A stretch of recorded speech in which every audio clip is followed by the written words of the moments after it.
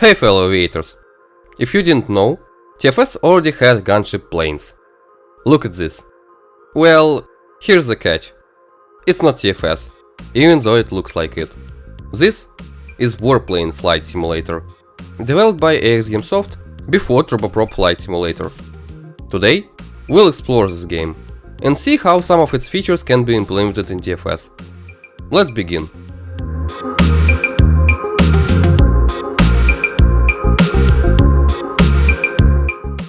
First of all, I've already visited this flight simulator many years ago, and also made a whole investigation on where it came from and why it looks like TFS.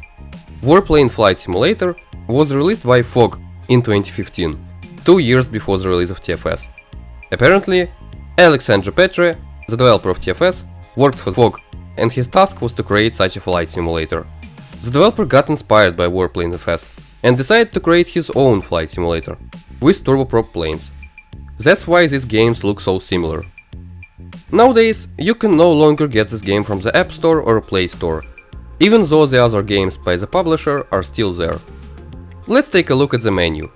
Here we have the Play, Play Free Flight, Options, Controls, and more apps buttons.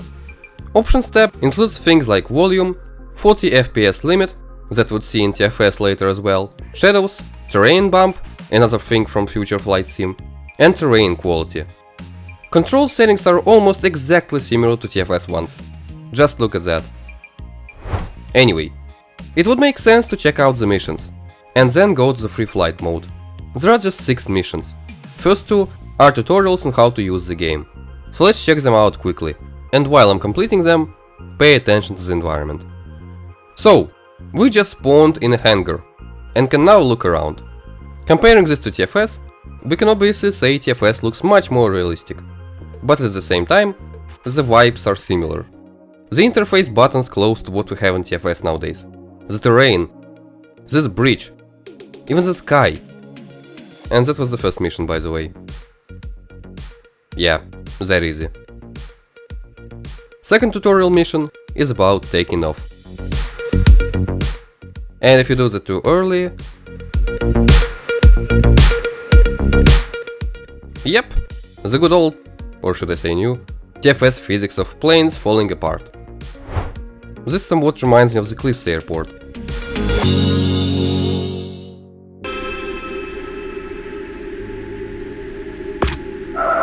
Whoops, not the best landing.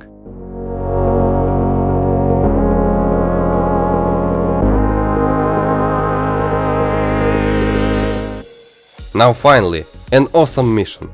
Mid-air refueling. Yes, mid-air refueling was actually in Warplane FS, long before TFS. Just look at these cutscenes.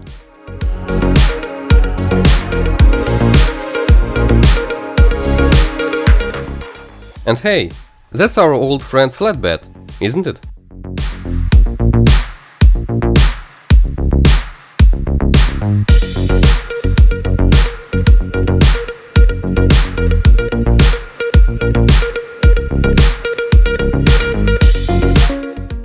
Anyway, time to take off.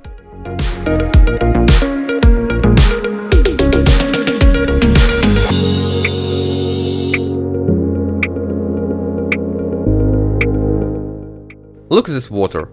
TFS water is again much more realistic. Yet the color of Warplane FS sea is actually surprisingly appealing. That's really nice. Alright, let's focus on refueling.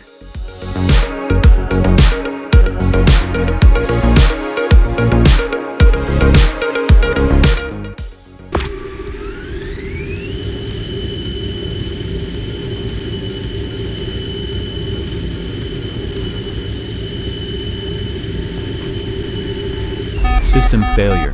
System failure. System failure. Oh, did you see that? Okay, FYI, TFS got explosions only in August 2024. Meanwhile, this flight sim is from 2015, so it had explosions effects 9 years earlier. This is insane. But you know what might just be more insane? The clouds. Yeah, they're moving.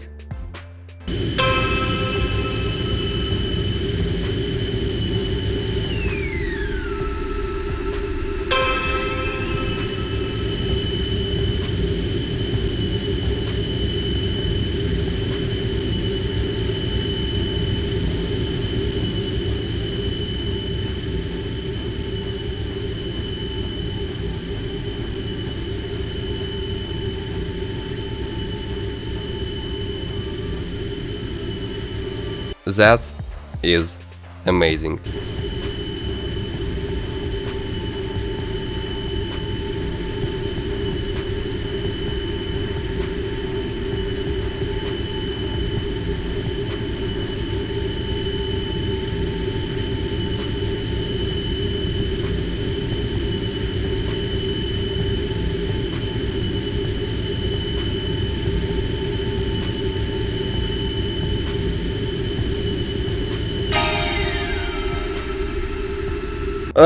Okay, maybe I was praising this game too much.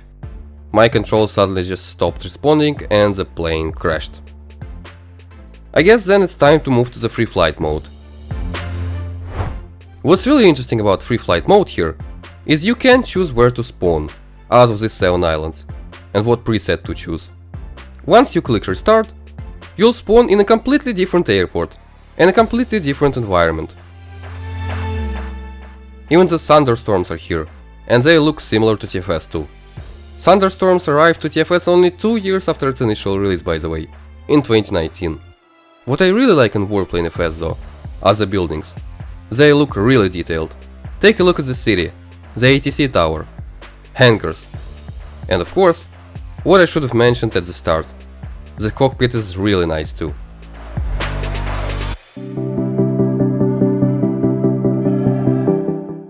Another thing, dynamic shadows on the aircraft. TFS doesn't have this as well. So, what can I say in conclusion? 2025 marks 10 years since the release of Warplane Flight Simulator. And even 10 years later, it's a wonderful flight simulator that is worth playing. In my opinion, some things from this game are even better than TFS, like actual moving clouds instead of simple sky picture. And even if you may not like it, it's important to remember that without this flight simulator, TFS might never have existed. Anyway, and what do you think about this flight sim? Comment below. If you enjoyed watching this video, make sure to hit the like button. And if you're here for the first time, subscribe for videos like this one. Thanks for watching, see you in the next video.